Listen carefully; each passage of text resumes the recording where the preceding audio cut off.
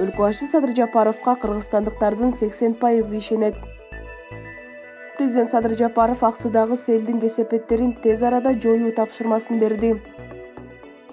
Кыргызстанда дагы 1292 адамдан COVID-19 табылып, 10 бейтап көз жумду. Кыргызстанда орточо айлык акы 19.160 сомду түздү. Олимпиадада алтын медаль уткан спортчуларга 10 миллион сом сыйлык берилет. 5 айда мигранттар өлкөгө 1 миллиард доллардай акча которду. Эртең 14-июлга карата аба ырайы тууралуу маалымат.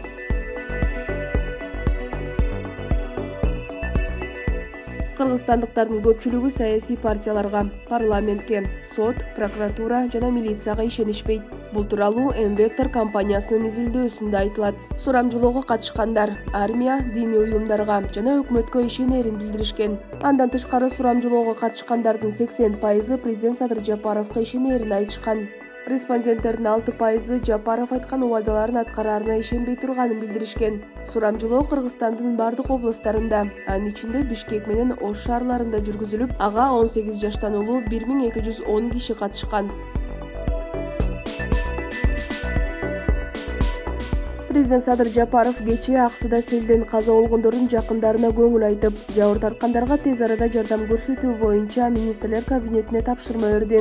Бул тууралуу президенттик аппараттын баскы сөз кызматы билдирет.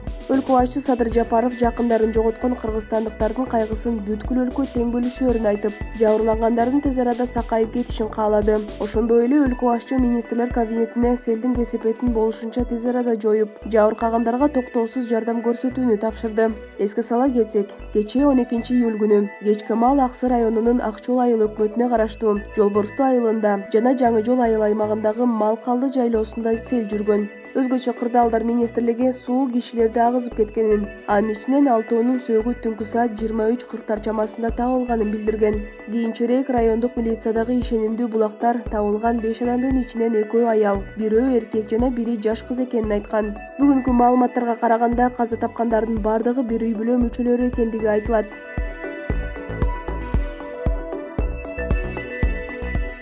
Кыргызстанда бүгүн 13-июлга карата коронавирус дагы 1292 адамдан аныкталды. Бул тууралуу Саламаттык сактоо жана социалдык өнүктүрүү министрлиги билдирет. Маалыматка караганда, анын ичинде Бишкек шаарында 720, Ош шаарында 38, Чүй облусунда 196, Ош облусунда 31, Талас облусунда 16, Нарын облусунда 23, Ысык Көл облусунда 49, Жалал Абад облусунда 101, Баткен облусунда 118 адамдан илдет табылган. Анын ичинде Бишкек шаарында 720, Ош шаарында 38, Чүй облусунда 196, Ош облусунда 31, Талас облусунда 16, Нарын облусунда 23, Ысык Көл облусунда 49, Жалал Абад облусунда 101, Баткен облусунда 118 адамдан илдет табылган. Ал эми бир сутка ичинде 923 адам илдеттен сакайды.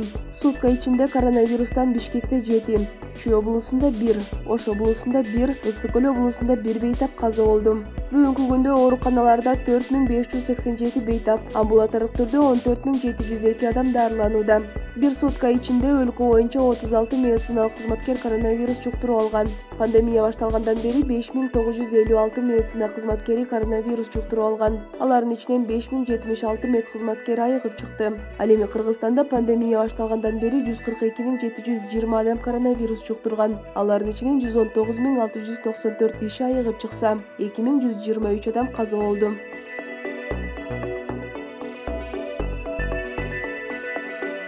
Кыргызстанда 2021-жылдын 5 айында орточо айлык акынын көлөмү 19.165 сомду түзүп, 8,1%га өскөн. Бул тууралуу Улуттук статистикалык комитеттеги маалымат жыйынында статистикалык маалыматтарды жайылтуу бөлүмүнүн жетекчиси Чынара Турдубаева билдирди.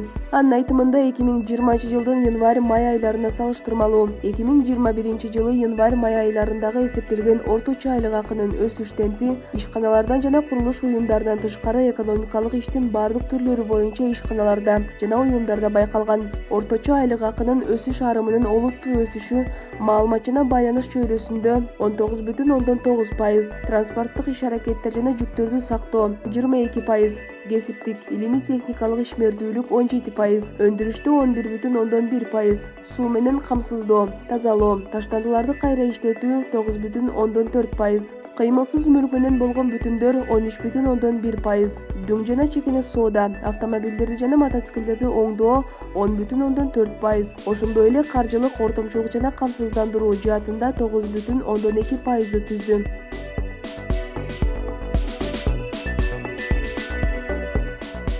Токиодогу Олимпиада оюндарында алтын алган спортчуларга 10 миллион сом сыйлык берилет. Бул тууралуу Министрлер кабинетинин төрагасы Улукбек Марипов Кыргызстандын Олимпиада курамасы менен болгон жолугушууда билдирди. Токиодогу Олимпиадада алтын алган спортчу 10 миллион сом, күмүш байге уткан спортчу 7 миллион сом жана коло байге алган спортчу 5 миллион сом менен сыйланат. Ошондой эле башкы жеке машыктыруучуларга, спортчуларды караган медициналык кызматкерлерге спортчу алган орунга жараша 10-25%дык акчалай сыйлык берилет. Эскерте кетсек, Токиодогу Олимпиада оюндарына Кыргызстандан 18 спортчу жолдомо алды. Алар Атыбек Азизбеков, Жоламан Шаршенбеков, Акжол Махмудов, Үзүр Жусупбеков, Эрназар Ахматалиев, Аял Лазарев, Айсулуу Тыныбекова, Айпери Медет кызы, Мерим Жуманазарова, Дарья Маслова, Юлия Андреева, Мария Карабецкая, Нурсултан Кеңешбеков, Денис Петрашов, Роман Петров, Багдөлөт Расулбеков, Каныкей Кубанычбекова жана Владимир Золоев. Белгилей кетсек, Токиодогу Олимпиада оюндары былтыр өткөрүлүшү керек болчу. Бирок коронавирус пандемиясына байланыштуу 2021-жылга жылдырылган. Быйыл Олимпиада мелдештери 23-июлдан 8-августка чейин, ал эми Паралимпиада 24-августтан 5-сентябрга чейин өтөт.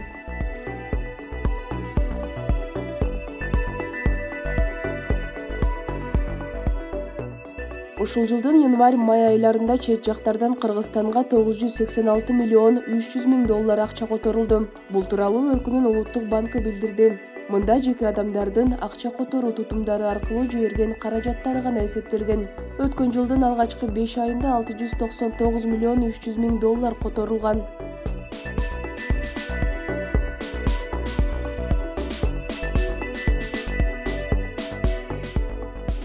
Эске салсак, былтыр пандемияга байланыштуу чектөөлөрдөн улам акча которуулардын көлөмү кескин азайган.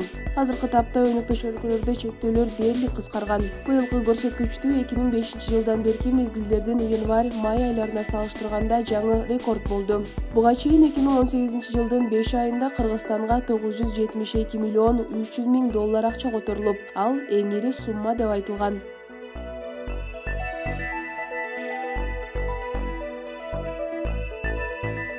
Эртең 14-июлда түнкүсүн Кыргызстандын көпчүлүк аймактарында жаан жаайт. Бул тууралуу Кыргыз гидромет борборунан билдиришти.